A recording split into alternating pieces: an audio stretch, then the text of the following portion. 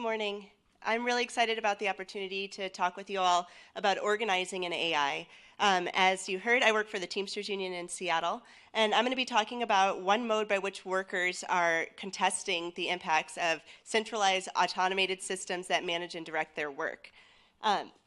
In 2013, we were approached by a driver. He sent us a letter to many unions in the area, and he said, "I'm a law student, I'm an Uber driver, and I'm wondering what our rights are as independent contractors."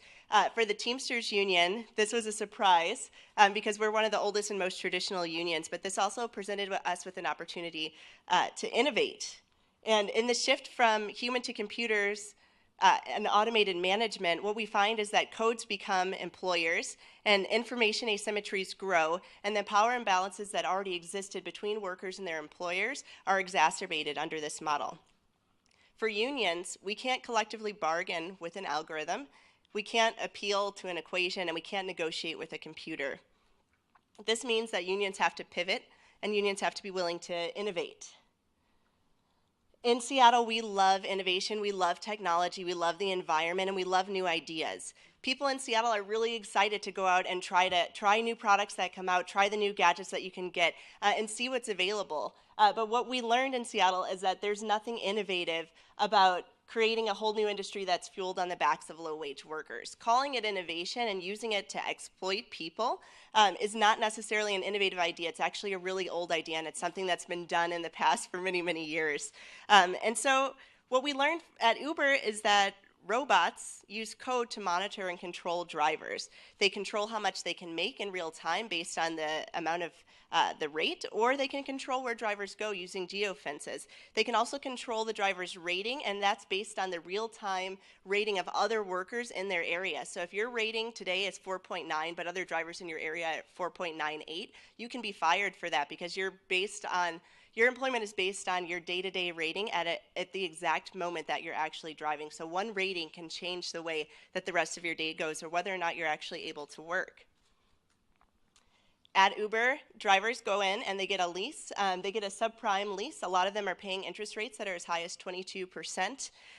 They do that because this is an opportunity for them to get on the road. This is called onboarding. This is when you get on the road, you get behind the wheel, and you start earning money. You go out and you use the flexibility of the new innovative economy to support yourself and your family, and you do so without having a boss. You have so much flexibility, it's amazing. This driver is named Tekle Gobina, and he actually went to a CPA once he got his 1099 form, which is the form independent contractors get, to figure out how much they owe to the government and taxes. And when he gave his form to the CPA, what he found out is that for 2014, he made $2.64 an hour after expenses.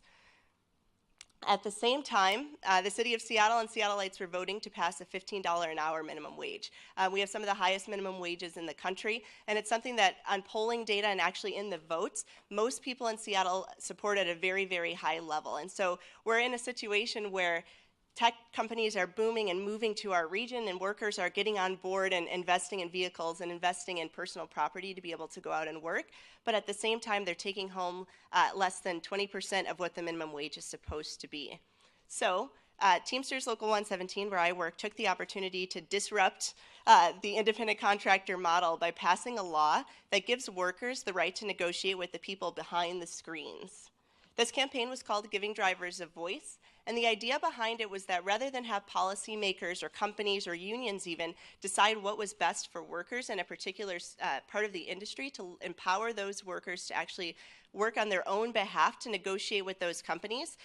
So drivers for companies like Lyft and Uber and even Yellow Cab now have the right to collectively bargain over wages, working conditions, hours, while their dispatchers or employers, whether they're called employers or not, are now compelled to come to the table.